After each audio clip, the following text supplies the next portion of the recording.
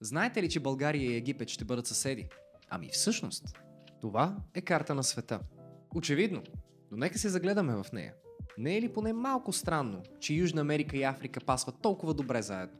Същия въпрос си задава изследователя Алфред Вегенер в началото на 20 век. Не е ли поне малко странно, че Южна Америка и Африка пасват толкова добре заедно? Съвпадение или нещо повече? Вегенер се заема да отговори на този въпрос. Той започва обиколка на света и сравнява фосили от двата бряга на Атлантическия океан и отвъд. Неговите открития показват невероятни прилики. И това не е всичко. Той открива следи от едни и същи животни в Африка, Индия и дори Антарктида. Заключението е едно. Бразилци и конгуанци някога са били съседи, а континентите са били част от огромна земна площ, известна като Уоконтинент според Вегенер и Пангея за нас днес.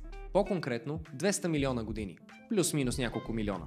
Така се ражда теорията за континенталния дрейф.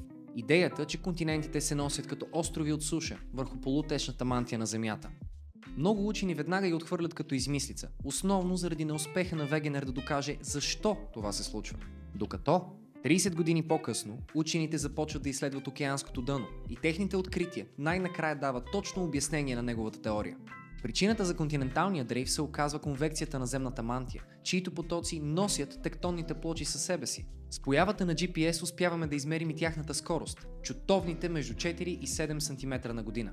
И всичко това благодарение на един геолог с афинитет към пъзелите. А ето един пъзел и за вас. Това са най-сеизмичните зони на планетата.